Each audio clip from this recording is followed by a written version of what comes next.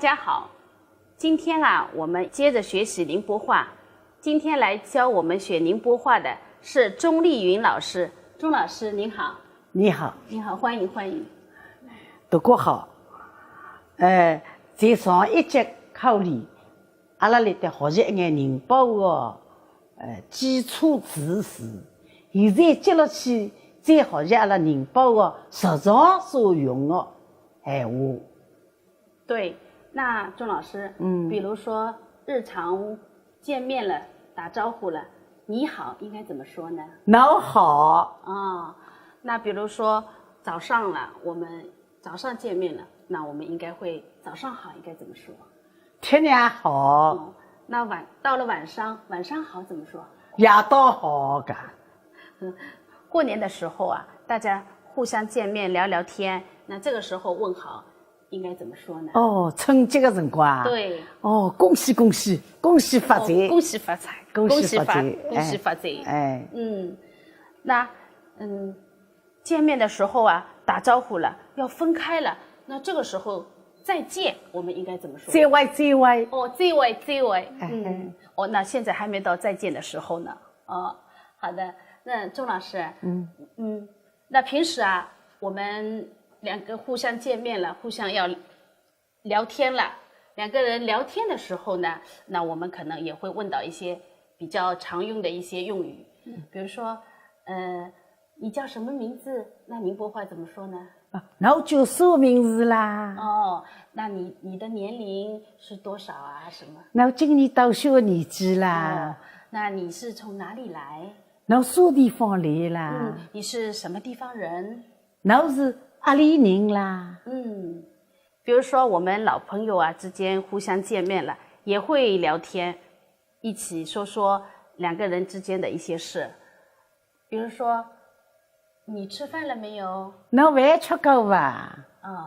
比如说互相的认识的人见面打招呼了，你到哪里去我到哪里去啦？比如说我们去菜场买菜了，那我们应该怎么说？我到小菜场买盒饭去比如说要去逛街了，那我们应该怎么说？阿拉去桃马路去。桃马路。非常好。那比如说有时候我们出门要去旅游了，去旅游去的时候我们应该怎么说呢？阿拉外头去走一走。就是比如说我跟谁一起去旅游。我到苏宁时代去。时代去。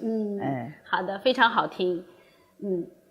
那比如说我们到一个地方去旅游了，可能呢也会碰到一些事情，比如要跟人家打招呼要问路这个时候呢我们也需要用宁波话。那这个时候宁波话呢应该怎么说？比如说鼓楼这个地方怎么走？请问鼓楼咋走啦？洗手间在哪里？厕所间里哪里啦？我们就是要乘地铁，那地铁站在哪呢？地铁站来啥地方啦？那我们在日常生活中熟悉了一些打招呼的一些宁波用语。那么其实在平时我们还会碰到一些，比如说两个人互相感谢还有互相道歉的一些宁波话用语，应该怎么来说呢？比如说谢谢你应该怎么说？谢谢侬。谢谢侬。那么说比如说不客气我们应该怎么说？好客气，好客气。唔高。莫客气。莫客气。比如说跟人家说对不起，那我们应该怎么说？高低不够，高低不够。